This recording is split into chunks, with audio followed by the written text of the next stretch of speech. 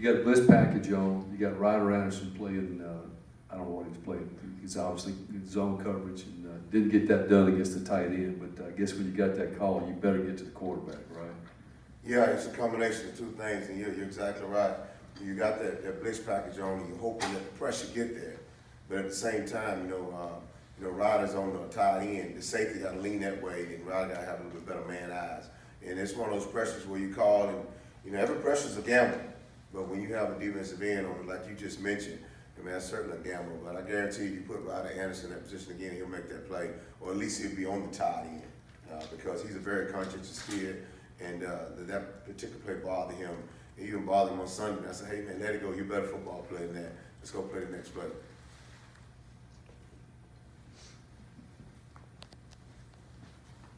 With Winters out, how does that kind of affect y'all dynamically, and who can you kind of plug in for this next month? Well, overall, you're speaking of the injuries, correct? You have to pay attention to what you install. And because you're not going to get the same offense, you're seeing it every week on video from the opponents. And so you have to be really diligent about, keeping your install small. And the biggest thing about this week coming up is we'll get a lot of carryover from Arkansas's offense to Auburn's offense. So we won't install anything. We just pay attention to what they're doing, get better at situational football, clean up our mistakes, from the football game, and we'll move forward.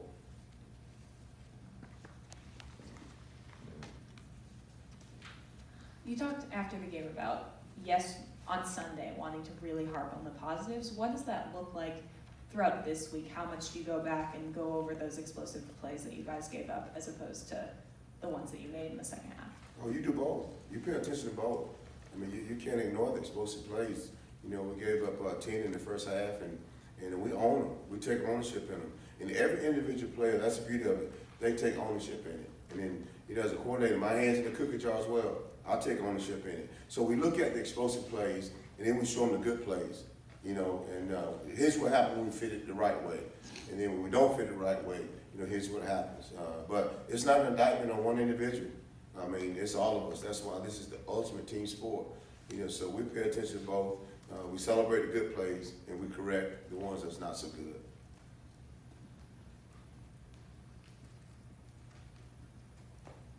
You were at Auburn a couple of years ago.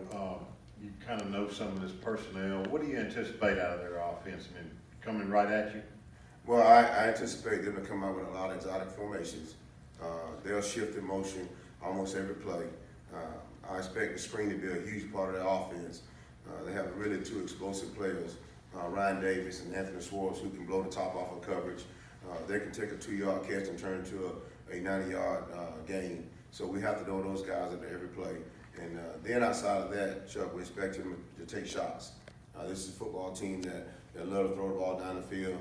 They embrace the vertical game, and so we have to prepare for that as well. And then as well as the ground game. I mean, he's going to run his CG sweep into the boundary.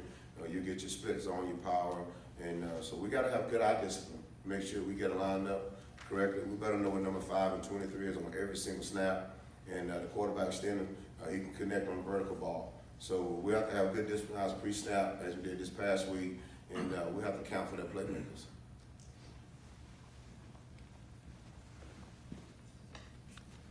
What's your assessment of Willie Hibbler and what's allowed him to kind of rise back up the depth chart? Willie Hibbler has allowed himself to rise back up the depth chart. He's been playing really good. We look at the plays that he's been making, and his confidence is really improving, and we expect him to continue to make good plays. But Willie's doing a good job.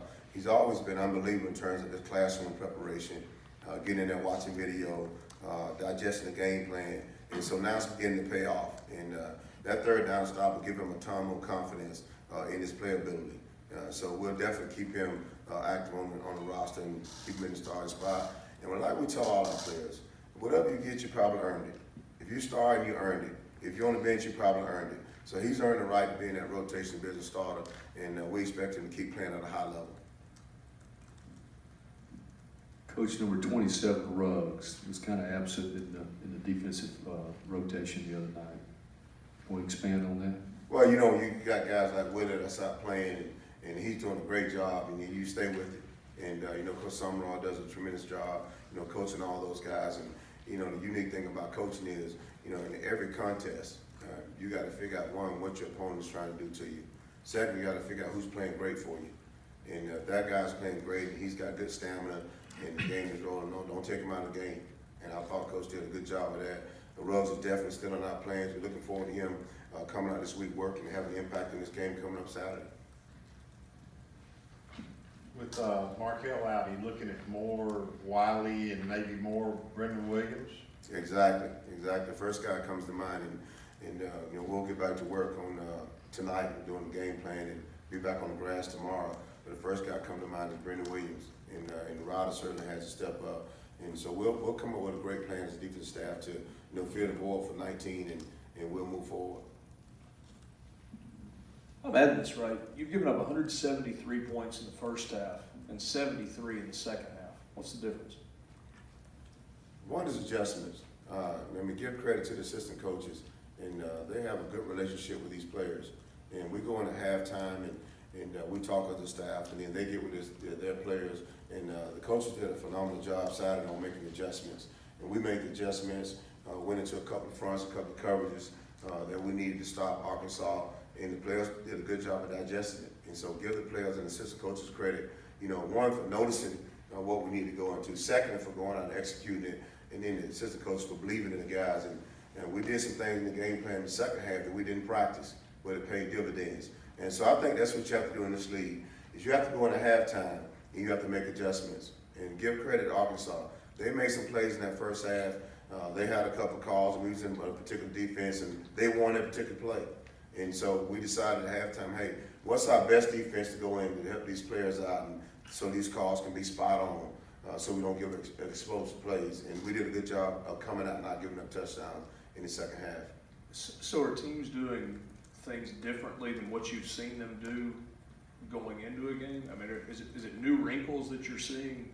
Oh, certainly. Everybody game plan. Everybody has Exos computers, they game plan, they got analysts, and so you're not going to see the same thing every week. And that's the thing we try to express to our players is that, you have to be problem solvers. I wish there was some way we could put the players in exact position during the week and what they're going to see on Saturday. But each week, that offense coordinator, whoever's in charge of the offense, they're going to tailor the offense to run against this defense. They're going to tailor the offense based on their injury report. So you're not going to see the exact offense weekly.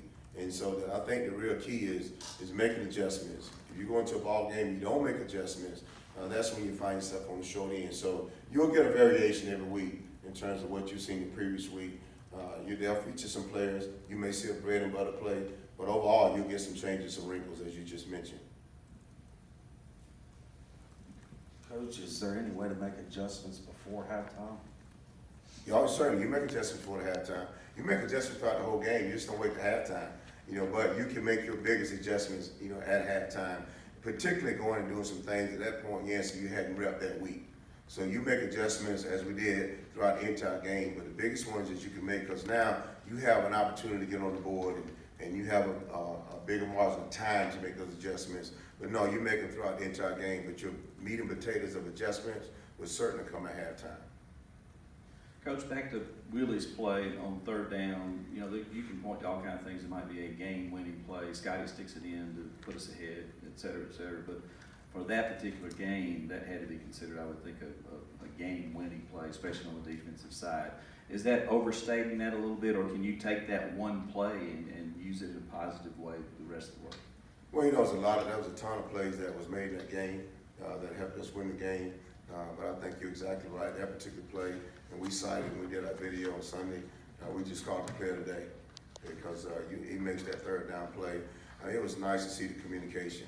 It started with Cedric Woods, identifying the formation, and they made movement. And Willie, we call mixing linebackers. He mixed over, and he pointed to Ken Webster, hey, you take the Trojan. And by that time, Webster was hollering, hey, I have the Trojan. But to see the communication and then to actually see Willie execute it, I mean, you got to walk away from this, and that's the player today.